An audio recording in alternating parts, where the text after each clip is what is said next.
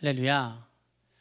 이 시간 하나님께 예배하는 저와 여러분 가운데 언제나 선하시고 모든 기도에 응답하시는 하나님의 놀라운 은혜와 평강이 충만히 임하시기를 주님의 이름으로 축원드립니다. 여러분 오늘 교회 입구 들어오시다가 우리 1층 파우스 옆에 이렇게 쭉 전등 내려온 거 보셨죠? 우리 교육자들이 오늘 오후에 이제 그 부분을 설치를 했는데 작년에 한번 설치를 해봐서 훨씬 수월했습니다. 작년에는 전구가 터지기도 하고 또 중간에 안 나와서 다시 다 철거했다가 다시 달고 그러기도 했는데 올해는 한 번에 딱 엮어서 올려서 매달고 내렸어요. 그런데 중간에 불이 나오질 않는 거예요. 한 부분이 이게 병렬로 연결해 갖고 전체가 다 나오지 않는 법은 없는데 한 부분이 한 줄이 나오지 않아서 올라가서 보니까 거기에 그 이음새 부분이 녹이 슬어서 끊어졌어요, 선이. 그래서 그걸 또 당겨서 열심히 이었습니다. 사실은 그게 위에 매달기 전에 한번 끊어졌던 부분이어서 복매였었는데 이었었는데 또 끊어진 거예요, 달면서. 그래서 이제 고치고 될까 싶어서 다 하고 또 켰는데 또 그 부분이 안 나오는 거예요. 분명히 돼서 했는데 보니까 이제 이거를 내려서 밑에다가 고정시키면서 살짝 당기니까 이게 또 끊어진 거예요. 테이프로 감아놨는데도 한 줄 한 줄을 갖다가 이어놓으니까 이게 자꾸 끊어지는 겁니다. 제가 단단히 묶었거든요. 그래도 한 줄 한 줄이니까 이게 끊어져 버리는 거예요. 그래서 마지막에는 어떻게 했냐면 올라가서 이 끊어진 부분들을 올가매고 그런 다음에 이 줄을 다른 줄, 굵은 줄에다가 두 가닥에 같이 묶어버렸어요. 전에는 얇은 줄을 같이 서로 이어놨는데 이번에는 그거를 이어놓고 그 줄을 다른 줄들에 갖다가 묶어놨더니요, 안 떨어지더라고요. 올 때도 제가 다시 한번 확인했는데 끊어지지가 않는 거예요. 제가 가만히 뒤에서 앉아서 찬양을 하다가 그 생각이 났어요. 우리가 지금 이 모여있는 이 자리가 세겹줄 기도회거든요. 여러분, 세겹줄 기도회는 전도서 4장 12절 말씀을 근거로 합니다. 한 사람이면 패하겠거니와 두 사람이면 맞설 수 있나니 세겹줄은 쉬이 끊어지지 아니하느니라. 이 말씀이 근거가 되는 말씀입니다. 그러니까 우리가 함께 모여서 기도하자고. 나 혼자 기도하는 것도 힘이 있는데 함께 모이면 더 힘이 나니까. 또 하나님께서는 의인의 간구함은 역사는 이미 큼이라 말씀하셨으니까 너희가 병이 걸려도 서로 병 낫기를 위하여 기도하라 말씀하셨으니까. 그래서 우리가 세 겹줄로 모이는 거예요. 한 겹줄 한 겹줄이면요 힘은 있지만 끊어진다니까요. 그런데 두 사람이면 뭐예요? 능히 맞설 수 있다. 좀 해볼 만하다는 거예요. 세 겹줄 이상이면요 쉽게 안 끊어지는 겁니다. 여러분, 이 자리가 우리를 기도의 줄로 단단히 묶은, 우리의 삶에 끊어진 부분들을 기도로 묶고 상한 부분들을 기도로 묶고 그렇게 묶어서 든든히 승리할 수 있는 그런 영적 줄기가 이곳에서 시작된다는 것을 우리가 잊지 않기를 원합니다. 또 그런 믿음 가운데 놀라운 역사가 나타나게 될 줄 믿습니다. 오늘은 여러분과 함께요, 세상이 정해주는 대로 살지 말고 하나님이 정해주시는 대로 살아야 합니다 라는 제목으로 말씀을 나누기를 원합니다. 먼저 지난 시간에 우리가 함께 앞에 본문을 통해서 나누었던 내용을 살펴보면 여러분 기억나십니까? 그 내용이 뭐였습니까? 말씀을 믿고 순종해야만 살 수 있습니다. 이게 앞에 본문에서 우리가 나눈 은혜의 내용이었어요.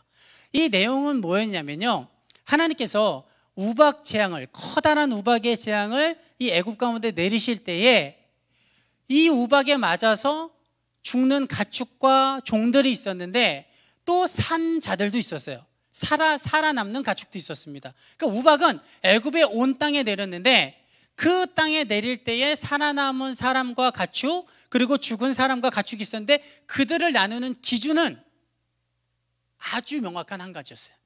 그게 뭐였습니까? 집으로 피신하여 들어온 자는 살았고 밖에 있던 자는 죽은 거예요. 그러니까 하나님의 말씀을 미리 들었지 않습니까? 미리 듣고 그 말씀에 따라서 내가 믿고 피신하여 들어온 자는 살았어요. 가축이든 사람이든. 그런데 밖에 있는 자는 죽었어요. 집에 누박이 내리기 바로 전까지 아유 뭘 내리겠어 하다가 집으로 들어온 자는 살았어요. 근데 집에서 아유 내릴지도 몰라, 여태까지 7번의 재앙이 내렸는데 내릴지도 몰라 나가면 큰일 나. 그러다가 아유 급한데 얼른 나갔다 와야지. 그러고 나간 자는 죽은 거예요. 무슨 말입니까? 얼마만큼 믿었느냐, 얼마만큼 공로를 쌓았느냐, 그 사람이 이제까지 얼마만큼 착했느냐, 이스라엘 민족이 우호적이었느냐 적대적이었느냐, 이걸 따진 것이 아니라 하나님의 말씀을 듣고서 밖에 있지 않고 안으로 들어온 자는 살고 그대로 밖에 있는 자는 다 죽었다라는 거예요. 왜요? 이제까지 어떻게 했건 그 다음에 얼마만큼의 노력을 했건 이것과 상관없이 하나님이 그렇게 하신다고 했을 때 결국에는 밖에 있는 자는 믿지 못하였던 것이고 안에 있던 자는 믿었기 때문에 안에 있었다라는 거예요. 여러분, 하나님의 말씀은요 우리의 정도를 따지지 않고 그 말씀을 듣고 순종하는 것이 믿음이고요, 순종하지 않는 것이 우리가 믿지 못한다는 것을 증명한다는 것을 우리가 잊지 말아야 될 줄 믿습니다. 그래서 우리는 뭐 해야 됩니까? 하나님의 말씀이 들려지면 아멘으로 받고 그리고 순종해야 될 줄 믿습니다. 많은 크리스찬들이요, 나 하려고 했는데 안 한 거야 이런 말 많이 해요. 말씀을 들을 땐 나도 하려고 했어. 여러분 필요 없다니까요. 그게 중요한 게 아니에요. 말씀을 들을 때 여기서 아멘 아멘 하고 하려고 했어, 내가 얼마나 노력을 하려고 했는데 근데 잊어먹은 거야. 여러분 이게 우리에게 소용이 있는 게 아닙니다. 말씀의 능력이 축복으로 나타나려면 그 말씀을 간직하고 순종할 때 비로소 진정한 능력이 나타나는 줄 믿습니다. 우리가 들으면요 간직하고 삶 가운데 순종함으로 행하시기를 주님의 이름으로 축원드립니다. 이제 오늘 본문으로 들어가세요. 오늘 본문의 내용을 우리가 함께 살펴보기를 원합니다.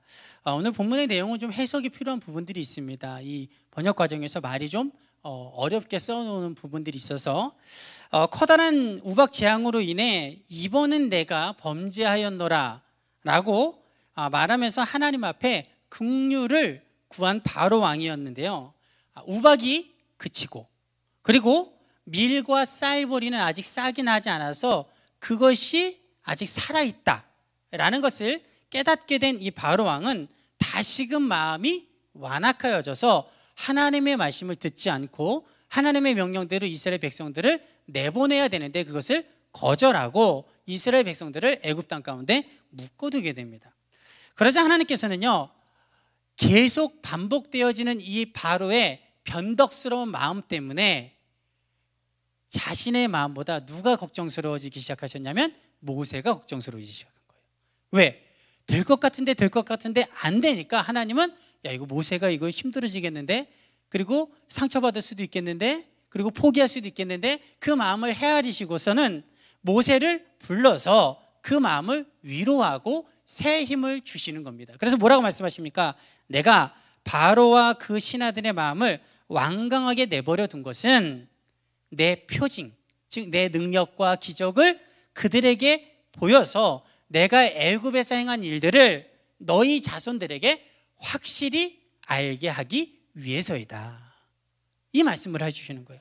실망하지 마라. 빨리 안 끝난다고 조급해하지 말고 포기하지 마라. 낙심하지 마라. 오히려 내가 한 번에 그것을 다 하지 않고 그대로 바로의 마음이 완강한 것에 대해서 내가 내버려두는 이유는 그것으로 인해서 계속해서 내 능력은 나타날 것이고 그 능력은 더 커질 것이고 그렇게 되면 너희 자손들이 확실하게 내 능력에 대해서, 내 권능에 대해서, 내가 진정한 하나님 여호와라는 것에 대해서 알게 될 것이다. 깊이 그 마음 가운데 새겨질 것이다. 그러니 소망을 가지고 기다려라. 이 말씀을 하시는 겁니다. 그리고 모세와 아론은 그 말씀을 듣고 나서 바로 왕에게 가서요, 내 백성을 보내라. 만약 그렇지 않으면 너희가 땅을 보지 못할 만큼, 그러니까 땅이 보이지 않을 만큼 온 지면 가운데 메뚜기가 덮여질 것이다. 그리고 그 메뚜기가 큰 우박 가운데서 그나마 살아남은 작물들과 나무들을 다 먹어버릴 것이다 라는 명령을 전하게 됩니다. 그러자 이 모세와 아론이 그 명령을 전하고 나간 뒤에 바로의 신하들이 바로 왕에게 하소연을 합니다. 뭐라고 해요? 왕이시여, 언제까지 저 사람, 지금 누굽니까? 모세를 말하는 거예요. 저 모세를 번번이 우리를 괴롭히는 함정, 즉 덫으로서 내버려 두실 겁니까? 얼른 저들을 보내십시오. 그냥 저들이 원하는 대로 해주십시오. 힘들어 죽겠습니다, 이 얘기를 하는 거예요. 왕은 아직도 우리 애굽이 망했다는 것을 모르고 계십니까? 이렇게 얘기하잖아요. 이 말은 뭐겠습니까? 아니 도대체 왕은 눈이 없습니까? 아니면 듣는 귀가 없습니까? 아니 이 애굽의 이 황폐해진, 지금까지 그 재앙들로 인해서 황폐해진 이 땅을 보면서도 아직까지 우리 애굽이 옛날에 그 번성했던 애굽으로 여전히 서 있다라고 왕은 그렇게 생각하시는 겁니까? 이 꼴을 보고도 아직도 괜찮다라고 여기시는 겁니까? 그렇지 않습니다. 이미 망해버렸습니다. 희망이 없을 정도로 황폐해졌습니다. 왕이시여, 좀 깨달으십시오. 그냥 저들 보내주십시오. 힘듭니다. 이 얘기를 하는 거예요. 그랬더니 이 바로 왕의 마음이 좀 누그러지고 돌이켜집니다. 돌이켜서 다시 모세와 아론을 불러서 뭐라고 이야기하냐면, 가서 너희의 하나님께 제사하고 올 자가 누구누구냐, 이 말인 즉슨 보내주겠다는 거예요. 보내주는데 누구누구가 갈 거냐, 구체적인 대상을 말하라 라는 거죠. 이 말의 뜻은 보내주긴 주는데 다는 안 된다라는 거죠. 그러자 모세가 뭐라고 말합니까? 왕이시여, 우리가 단순히 제사하러 가는 것이 아닙니다. 우리는 여호와의 절기를 지키러 가는 겁니다. 이게 하루가 아니라 한 번이 아니라 긴 시간을 이야기하는 거예요. 그리고 온 가족이 보내야 될 이 민족의 절기를 이야기하는 거예요. 그래서 여호와의 절기를 지키러 가는 것입니다. 그렇기 때문에 남녀노소뿐만 아니라 소와 양과 가축까지도 다 데리고 가야 됩니다 라고 이야기를 해요. 하지만 바로는요, 이 모세의 말을 듣자마자 다시 마음을 바꾸어서 내가 너희와 너희의 어린아이들을 보내면 여호와가 너희와 함께함과 같으니라, 이렇게 말을 해요. 이해가 안 되시죠? 이게 도대체 무슨 말이야? 여러분, 이 말이 무슨 말이냐면, 나는 절대로 너희 모두를 보내지는 않을 것이다라는 거예요. 만약 너희가 갈 수 있는 능력이 있다면 가봐라 이거예요. 너희 뜻대로 아이들과 남녀노소 가축 다 데리고 한번 갈 수 있으면 가봐라. 만약에 너희가 그렇게 해서 나간다면 정말 하나님이 너희와 함께 하는 것이다. 이 말의 즉슨 하나님을 믿는다는 게 아니고요, 내 눈에 흙이 들어가기 전까지는 못 보내. 이 나라에서 내가 안 보내는데 누가 너희를 보낼 수 있겠냐. 너희 뜻대로 모두가 다 나간다면, 그런 일이 만약 생긴다면 진짜 너희가 말하는 하나님이 너희와 함께하고 있는 거고 그 하나님이 역사하시는 것일 것이다. 지금 거꾸로 비꼬아 얘기를 하는 거예요. 절대로 나는 보내지 않겠다라는 것이죠. 그리고 뭐라고 말합니까? 그러니 다 가지 말고 장정만 가서 너희 여호와 하나님 앞에 섬기고 하라. 이것이 너희가 구하는 바니라, 이렇게 말을 해요. 여기서 너희가 구하는 바니라는 것은요, 바로 생각이에요. 바로 해석. 바로 왕이 해석을 하는 거예요. 뭐라고 말하면, 즉 너희가 처음부터 구하는 것이 장정만 가는 것이었다, 그렇게 이야기하는 거예요. 실제로는 그렇지 않죠. 그러니까 지금 바로 왕이 자신의 생각에서 억지를 쓰며 말하고 있는 겁니다. 그러니까 모세와 아론이 그 말을 듣지 않죠. 그러자 이 모세와 아론이 바로 왕 앞에서 쫓겨나게 됩니다. 여러분, 여기까지가 오늘 본문의 내용입니다. 오늘 우리는요, 본문에 나오는 모세와 아론이 바로가 정한 기준과 하나님이 정하신 기준 사이에서 고통을 당하고 있는 것을 보게 됩니다. 지금 모세와 아론이 어디에 서 있냐면, 바로 왕이 정한 기준과 하나님이 정해놓으신 그 기준 사이에 서 있는 거예요. 거기서 지금 옥신각신, 그 다음에 아웅다웅 그러고 있는 겁니다. 괴로울 일이 없는데 그 두 기준 사이에 있기 때문에 지금 괴로움을 당하고 있는 겁니다. 불려갔다가 또 불려왔다가 또 쫓겨났다가 이 지금 괴로움을 당하고 있는 거예요. 왜냐하면 7번째 재앙이 끝나고 8번째 재앙을 예고하고 나서는요, 바로의 뜻이 하나님의 뜻과 완전히 반대되고 충돌되는 것이 아니라 이제는 하나님의 뜻대로 이스라엘 백성을 보내긴 보낼 것인데 그 대상을 오로지 장정들, 성인이 된 남자들로만 바로 왕이 국한시키고 있기 때문이다라는 것이죠. 즉 보내느냐 보내지 않느냐의 완전한 반대와 대립이 아닌 보내는 대상의 기준을 놓고 의견 차이가 발생하고 있는 겁니다. 그래서 괴로운 거예요. 그런데 중요한 것은요, 모세와 아론은 그런 기준을 놓고 벌이는 의견 차이에서 바로 왕의 그 기준은 조금도 듣지 않고 그 어떤 타협점도 찾으려고 하지 않고 오직 하나님이 정해주신 기준만을 따르려고 했다라는 겁니다. 그래서 9절에 보면 그 앞에서 하나님 여호와를 섬기러 갈 자가 누구냐라고 물었을 때도 우리가 여호와 앞에 절기를 지킬 것인즉 우리가 남녀노소와 양과 소를 데리고 가겠나이다라고 딱 잘라 이야기를 하고 또 그 말에 바로가 분노하여서 그러면 갈 수 있으면 가봐라, 그렇게 데리고 간다는 것은 너희가 악한 의도를 품고 있는 것이다, 이렇게 이야기하거든요.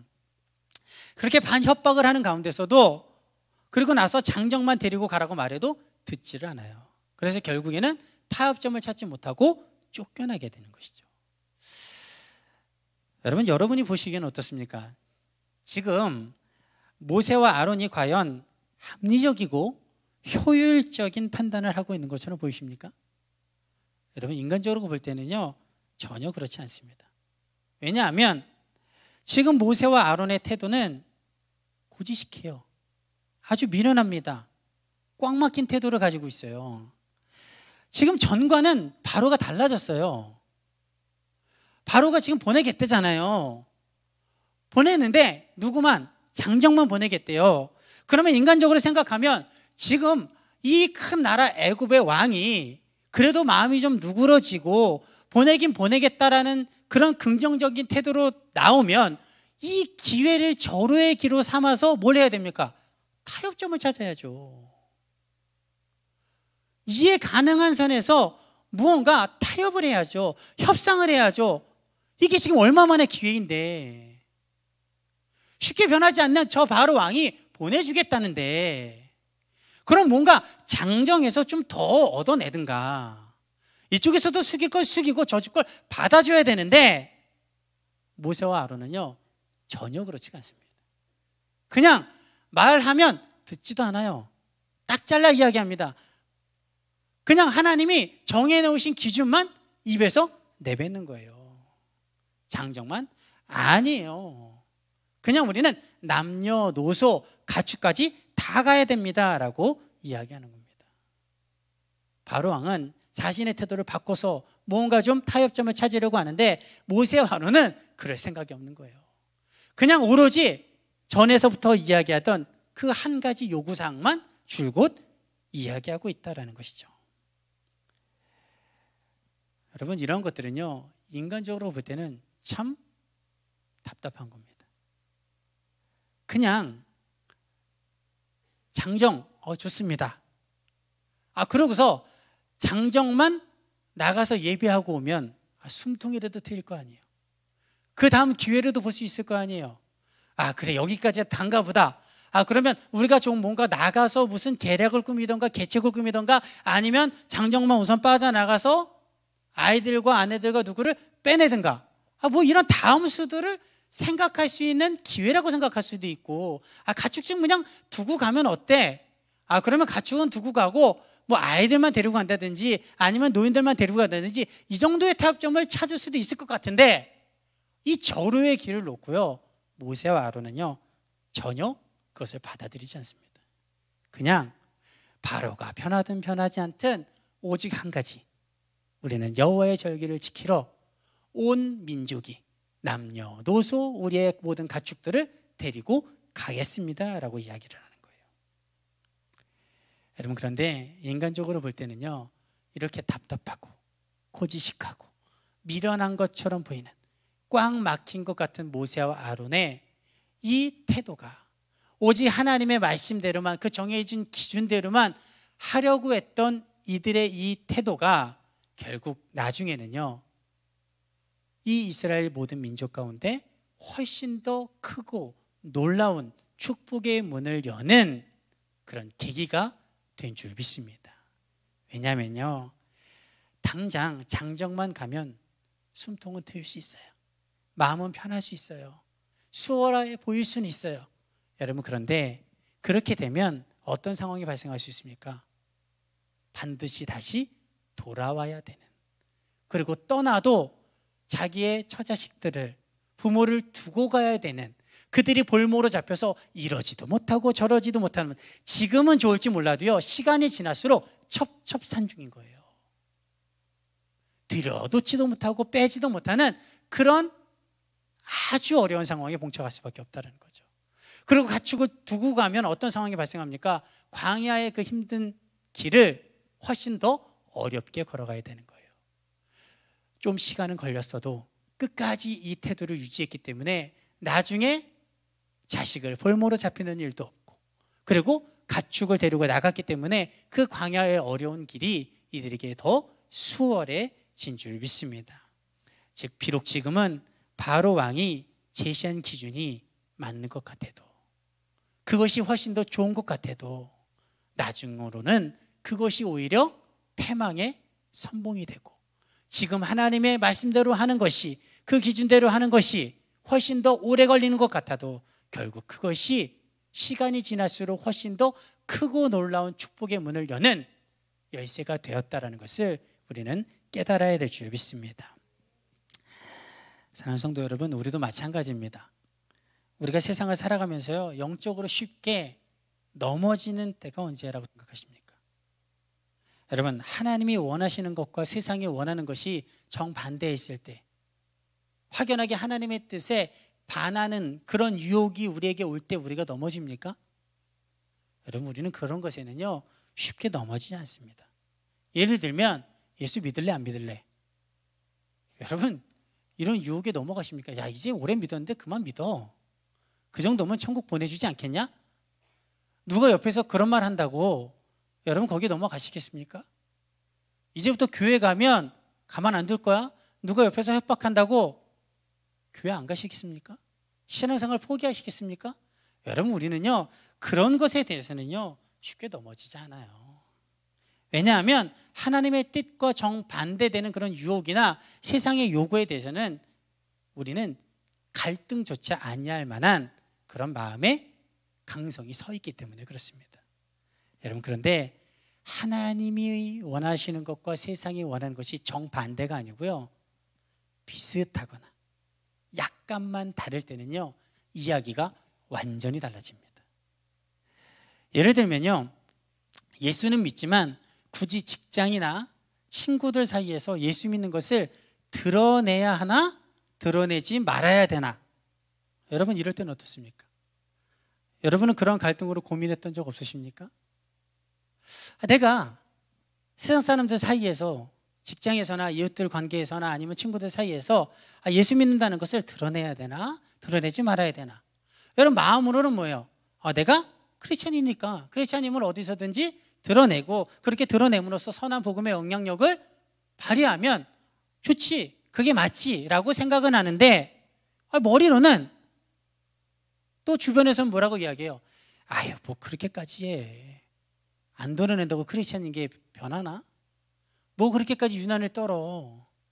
오히려 크리스찬인 것을 드러내고 잘못 행동하면, 그럼 예수님 이름에 누가 되는 것 아니야? 먹칠하는 것 아니야? 오히려 복음을 방해하는 것 아니야? 여러분, 주변에서 그렇게 말하고 또 내 머릿속에서 그런 계산이 서기도 하잖아요. 여러분, 그래서 수많은 크리스찬들이 어떻게 합니까? 주일날은 교회에서는 크리스찬이에요.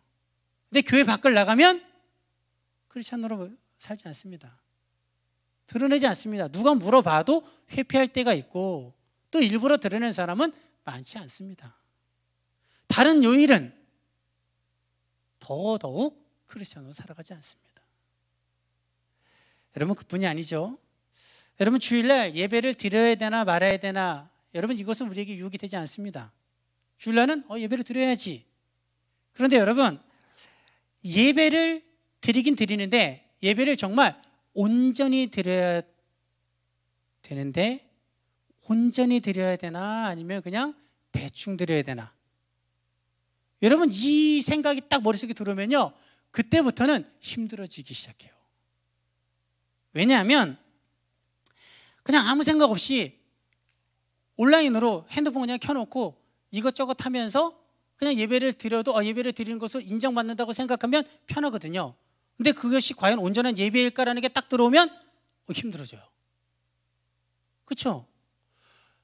이게 예배일까? 온전한 예배일까? 하나님 받으실 만한 예배일까? 그러면 힘들어지기 시작하는 거예요. 여러분, 어떤 사람들은요, 설교 시간만 예배인 줄 알아요. 진짜 답답해요. 그래서 설교 시간 전에만 오면 된대. 아니, 정말 피치 못할 사정으로 지각할 때도 있어요. 그런데 여러분, 설교 시간만이 예배는 아닙니다. 찬양서부터 예배는 시작되는 거예요. 그래서 저희 교육자들 사이에서도 준비 찬양이라는 말을 잘 쓰지 않습니다.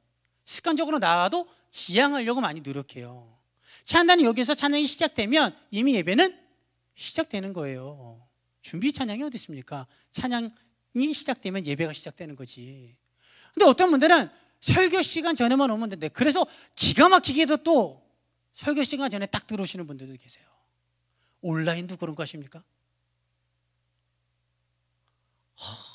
온라인도요, 그렇게 접속자 수가 있어요. 설교 전에 찬양할 때는 접속자 수가 없다가 설교 전에 바로 많아집니다. 설교 딱 끝나면 싹 사라져요. 여러분, 그런 분들이 이게 온전한 예배일까라는 물음이 딱 들어오면, 그러니까 예배를 드리는 것은 내가 예스 노가 아니야. 이거에 대해서는 거부감이 없어. 누가 뭐라 그래도 예배를 드려야 된다고 생각해요. 그런데 온전히 드려야 되는데 라는 것이 들어오면 힘들어지기 시작하는 거예요. 예배 시간에 그냥 앉아 있기만 하고 그냥 나가면 편하는데 온전히 드려야 되는데, 그러면 힘들어지기 시작한다는 거죠. 왜요? 내가 희생해야 될 게 많거든요. 시간이나 나의 드려지는 자세나 마음가짐이나 생각이나 집중도나 그 다음에 헌금을 준비하는 거나 이 모든 것에 있어서 희생해야 되는 것들이 있어지기 시작하니까 힘들어지는 거예요. 여러분, 그런데 그거 아십니까? 누가복음 12장 8절에서 9절을 보면요, 내가 또한 너희에게 말하노니 누구든지 사람 앞에서 나를 시인하면 인자도 하나님의 사자들 앞에서 그를 시인할 것이요, 사람 앞에서 나를 부인하는 자는 하나님의 사자들 앞에서 부인을 당하리라. 부인하리라가 아니에요. 부인을 당하리라는 거죠. 또 요한복음 4장 23절에서 24절을 보면요, 아버지께 참되게 예배하는 자들은 영과 진리로 예배할 때가 오나니 곧 이때라. 아버지께서는 자기에게 이렇게 예배하는 자들을 찾으시느니라. 하나님은 영이시니 예배하는 자가 영과 진리로 예배할지니라. 그냥 예배는 아니에요. 예배에는 법도가 있고 하나님께서 원하시는 정해놓으신 기준이 있습니다. 우리가 그 기준을 붙들고 예배를 드려야 될 줄 믿습니다. 여러분, 간교한 사탄마귀는요, 우리를 유혹할 때 하나님의 뜻과 정반대되는 것으로 우리를 유혹하지 않습니다.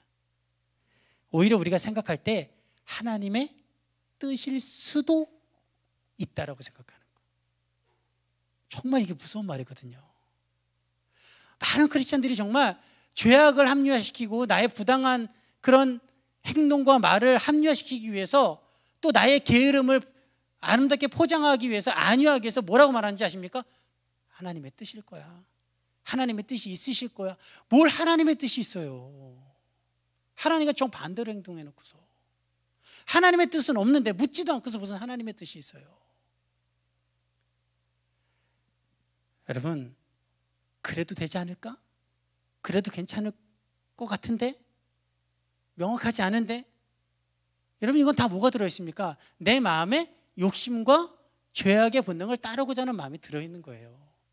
여러분, 그런 애매모호한 것들로 사단은 우리를 유혹한다는 거예요. 인간적인 논리, 이념, 합리, 주의와 같은 것들, 상식과 같은 것들, 여러분, 이것들로 말씀을 희석시켜서요, 우리 가운데 죄악으로 넘어뜨린다는 것을 잊지 말기를 원합니다. 창세기 3장을 보면요, 뱀이, 사단이 하와를 유혹하는 장면이 나옵니다. 그런데 선악과를 먹게 하기 위해서 뱀이 이 하와에게 선악과 먹어! 선악과 먹어라! 이렇게 얘기하지 않아요. 뭐라고 이야기합니까? 뱀이 이 하와에게 말한 것은요, 다른 게 아니었어요. 하나님이 참으로 너희에게 동산 모든 나무의 열매를 먹지 말라 하시더냐? 이렇게 물어요. 모든 동산 나무의 열매를 먹지 말라 하시더냐? 이 말을 들에 하와의 마음은 어땠을까요? 정말 그런 뜻이었을까? 다였을까? 정말 선악과도 되는 것 아닐까? 다 먹어도 되는데 왜 선악과는 안 될까? 벌써 하나님의 뜻에 대해서 의심하기 시작하고, 그 다음에 인간의 논리와 합리적인 생각으로 그것들을 불투명하게 만들기 시작하는 거예요. 여러분, 우리는요, 하나님의 말씀을 지킬 때에는 온전히 지켜야 될 줄 믿습니다. 하나님께서 이스라엘 백성들에게 축복하면서 그 길을 떠날 때 늘 하시는 말씀이 있어요. 그게 뭐냐면 좌로나 우로나 치우치지 말고. 하나님의 말씀은 오로지 곧은 길로 가는 거예요. 그냥 하나님이 그렇다고 하면 그냥 그런 거예요. 그냥 하나님이 그렇지 않다고 하면 그렇지 않은 겁니다. 거기 그냥 상황이 이래서요, 뭐가 이래서요, 시대가 이래서. 여러분, 그렇지 않습니다. 하나님의 말씀은 축복이든 저주든 심판이든 무엇이든 창세로부터 지금까지 모든 말씀이 변함이 없고 모든 시대 가운데 동일하게 적용되는 말씀인 줄 믿습니다. 우리가 이 진리의 말씀들을 행하기를 원합니다. 하나님의 말씀은 온전히 지킬 때 온전한 능력이 나타나는 거예요. 왜 우리의 삶에 하나님의 말씀을 듣고 알매도 불구하고 이 말씀에 온전한 열매가 맺어지지 않을까요? 여러 가지 이유가 있겠지만 오늘 우리가 깨닫는 것은 그겁니다. 우리가 그 말씀을 온전히 지키지 않아서 그래요. 우리가 하나라도 하나님의 말씀을 온전히 지키기를 원합니다. 나의 생각, 사람들의 말, 그 다음에 시대적 상황, 이런 거 다 배제하고 하나님의 말씀을 들을 때에는, 또 지키고자 할 때는 온전히 받고 온전히 지키려는 그런 굳은 믿음의 결단이 저와 여러분 가운데 있기를 주님의 이름으로 축원드립니다.